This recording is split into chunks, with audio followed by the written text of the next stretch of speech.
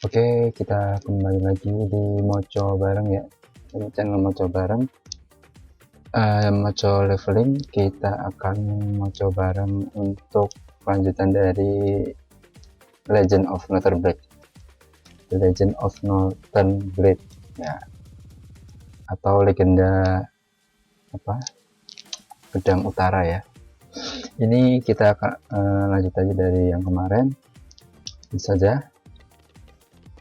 Oke, jadi ini di dataran utara, jadi Selenet atau kelompok gelap sunyi itu sudah sirna ya, sudah hilang dari dunia, dan orang-orang pada sudah percaya bahwasanya terornya itu sudah hilang ya, karena Selenet ini sudah tidak terlihat, tidak menampakkan diri lagi. Dan juga karena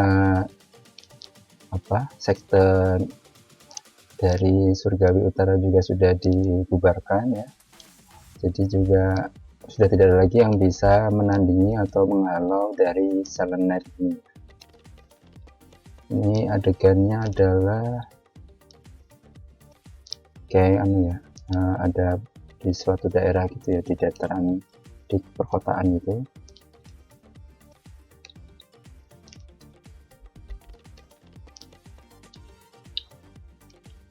Tapi ternyata oleh para aliansi tetap berusaha menjaga keamanan dengan mengirim beberapa kelompok-kelompok mercenary ya, atau bayaran gitu ya, untuk mengamankan area-area gitu.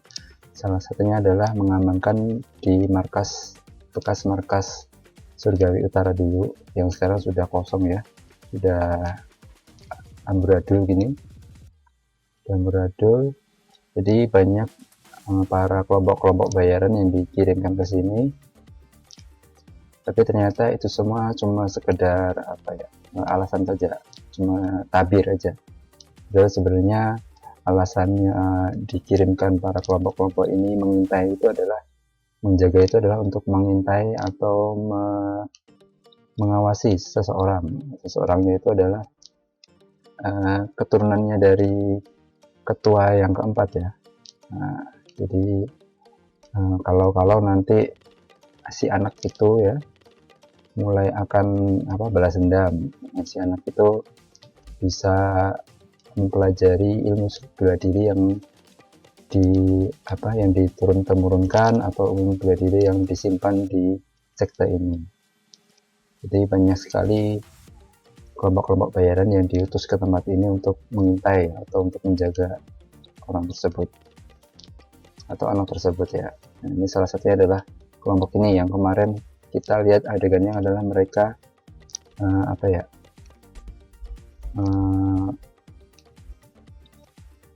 menyiksa anaknya itu ya.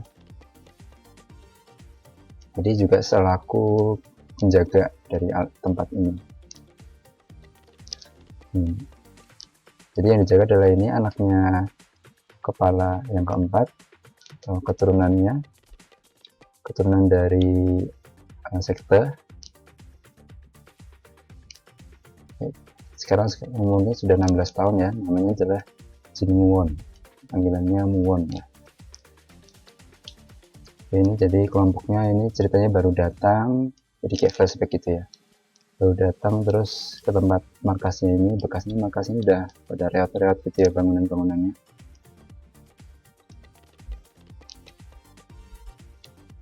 Jadi diketahui kalau mantan ketua yang sudah meninggal kemarin, yaitu Jin Kuan Hu, itu tidak menurunkan ilmu apapun kepada anaknya ini ya, Jin Muwon ini ya. Jadi anaknya ini cuma disuruh baca sama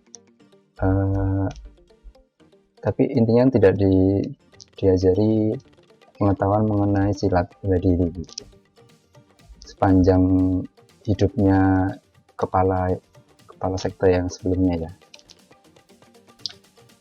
Karena diketahui juga kalau semua buku-buku bela diri ataupun semua ilmu-ilmu yang ada yang berkembang dulu di sekte surgawi utara ini sudah dirampas atau sudah dihancurkan gitu ya, sudah diambil alih oleh aliansi. Jadi tidak ada tersisa sedikit pun dari ilmu-ilmu tersebut yang ada di sini.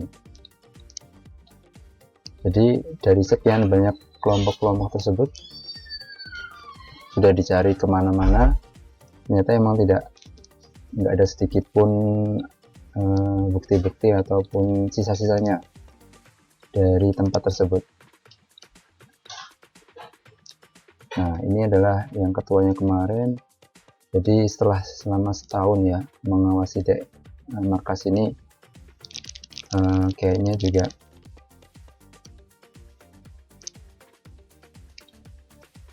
jadi setelah setahun di sini jadinya si Jin Muon ini mulai agak berbeda gitu ya. Dia pingin tiba-tiba pingin mengasah skill lain, yaitu dengan cara blacksmith ya, atau membuat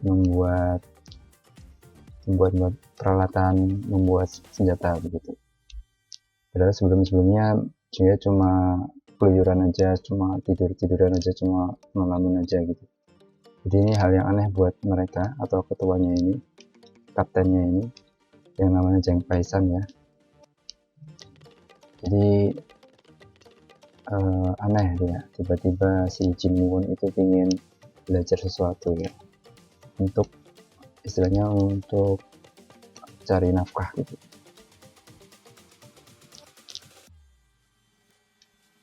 Jadi si kaptennya ini agak curiga. Ini juga salah satu, ini adalah wakil kaptennya, namanya Song Sang ya. Ini Jin Muonnya. Oke, tapi Jin Muonnya dengan adanya banyak tamu-tamu di markas tersebut kayaknya nggak begitu peduli. Jadi kedatangan mereka pun biasa aja buat dia, karena sudah sampai 3 tahun lebih ya diawasi oleh mereka ini.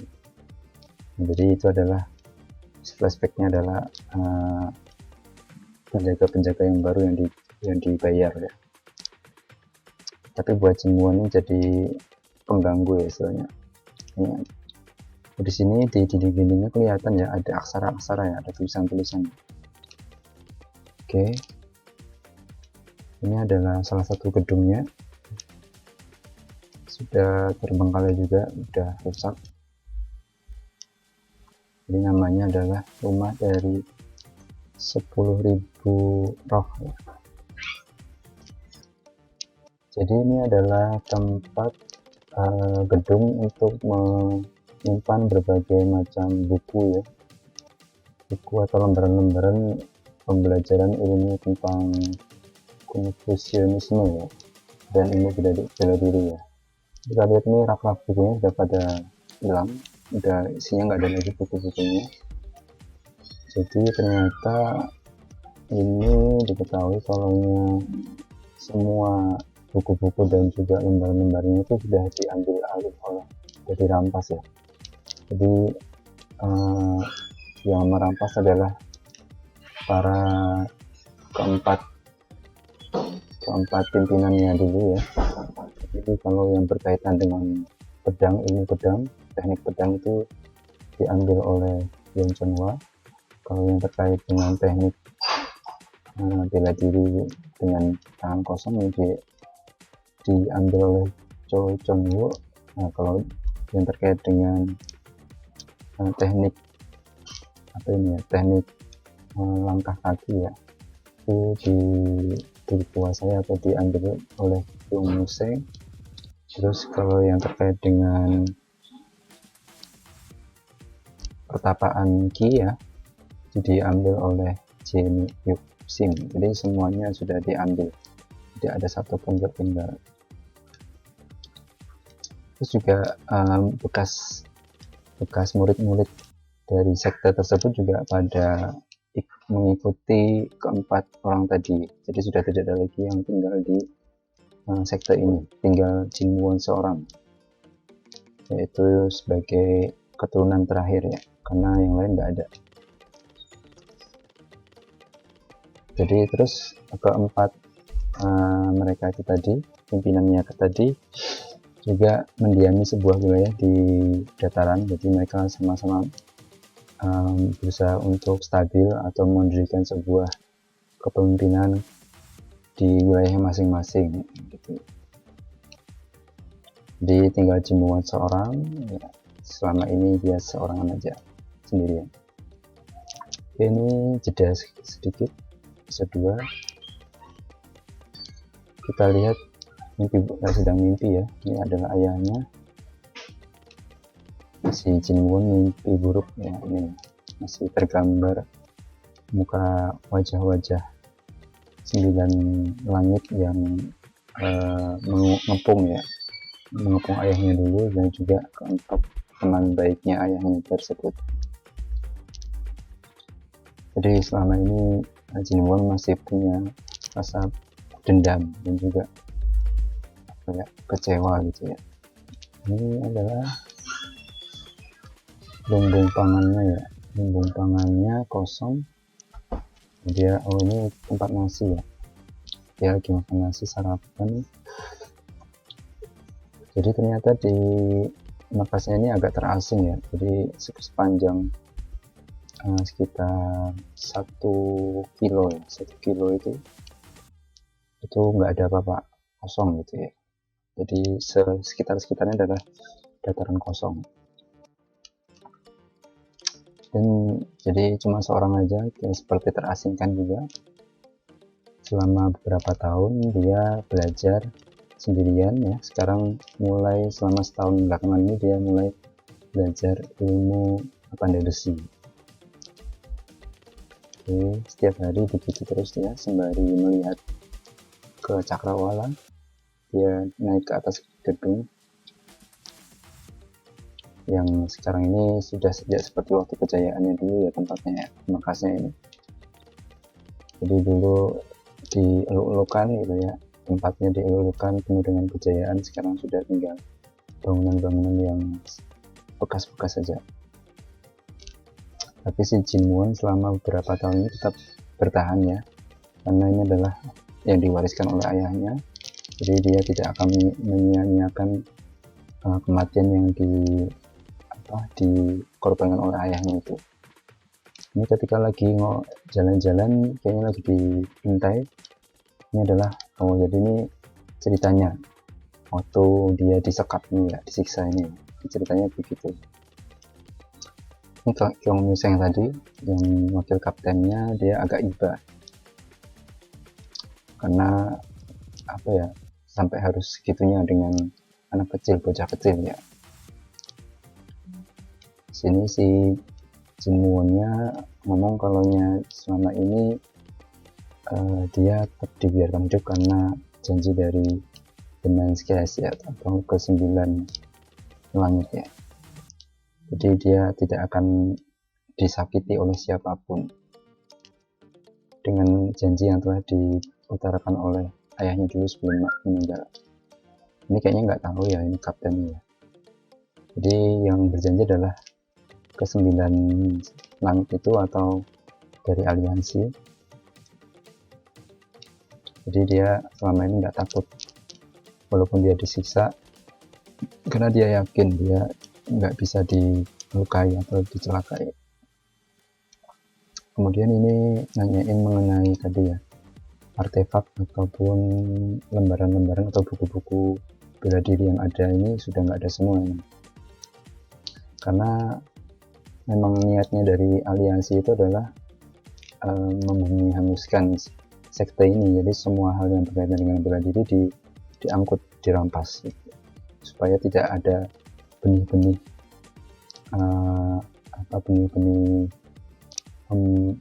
benih-benih lagi yang bisa menjadikan sekte ini bangkit kembali.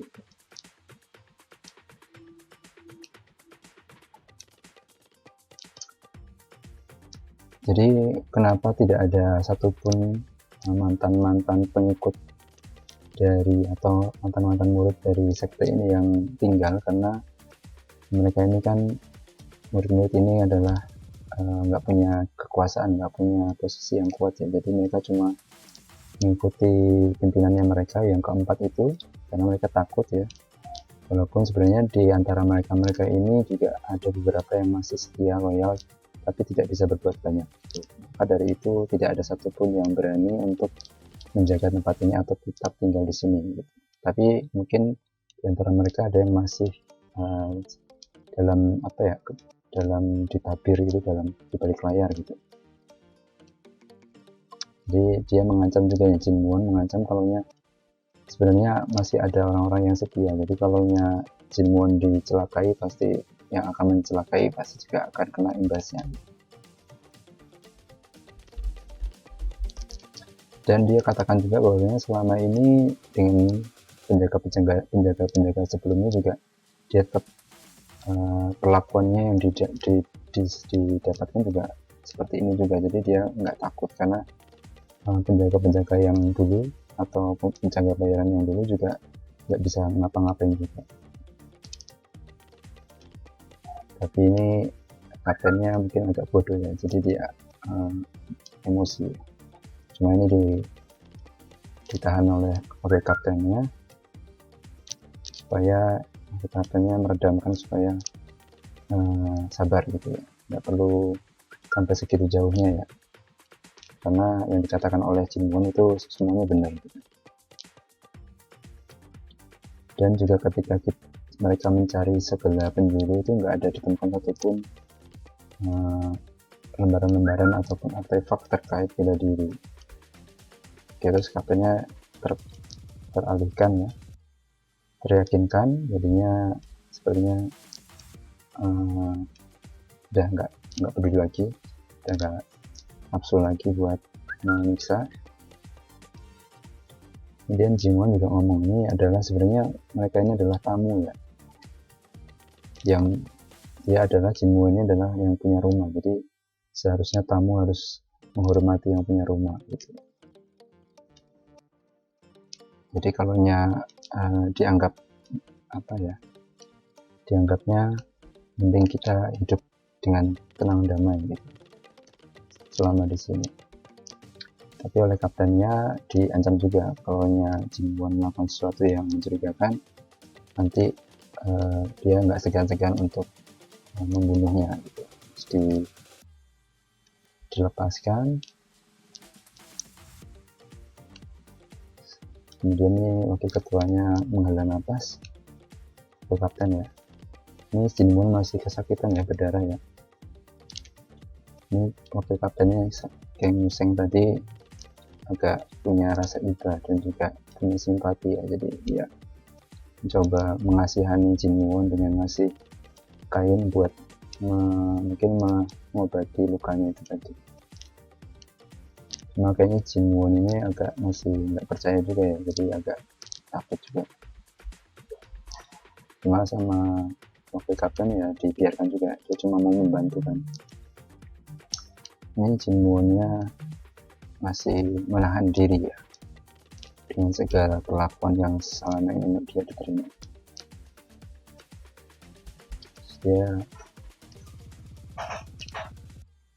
Dia konyol juga ya, dia juga kecewa dengan para pengikut setianya sekte ini yang diomongkan tadi, bahwasanya kalau memang para pengikut setianya itu setia, pasti selama ini dia nggak akan ditinggal sendiri, nggak akan dibiarkan menderita seperti ini, karena sepertinya nggak ada lagi yang peduli sama dia. Oke, hari berganti, scene-nya berganti. Ini kelihatan ya, jadi sekitarnya itu lembah kosong ya, dataran kosong. Masih sama, si Jin Won setiap hari ke main-main mengitari sekitar markas-markasnya aja nih. Terus kemudian dia ngomong bahwasanya memang semua ilmu-ilmu telah diambil, dirampas dari sekte ini, markas ini. Terus dia ada naik ke atas gedungnya tadi sembari kesakitan ya. Tapi katanya dia sebenarnya jantungnya atau hatinya dari sekte ini masih hidup. Jadi ternyata ada rahasia dari sekte ini yang bahkan keempat pilarnya itu keempat besarnya itu tidak tahu bahwasanya ternyata ilmu yang paling utama ya, atau yang ilmu aslinya dari sekte ini itu di sini ya. Nah, ini kelihatan ya. Jadi ilmu atau lembaran yang ada atau yang diturunkan oleh masing-masing penerus ke penerus yang lain itu adalah markasnya ini ya. Markasnya ini adalah menyimpan semua ilmu bela diri yang ada di sekte ini.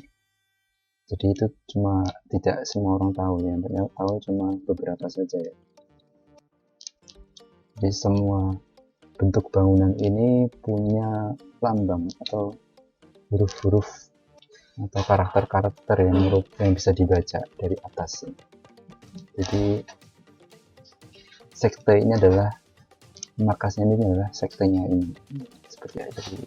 Selama ini Jin Woni naik ke atas gedung ini ternyata untuk mempelajari apa yang ilmu rahasia yang diturunkan selama beberapa generasi yang ada dituliskan atau dipahat di bangunan-bangunan markas tersebut.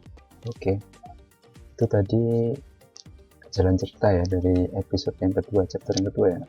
Cukup panjang ya kalau Legend of Northern Gate ini masing-masing chapternya, tapi ya mantap lah dari segi visualnya, nanti mantap semua.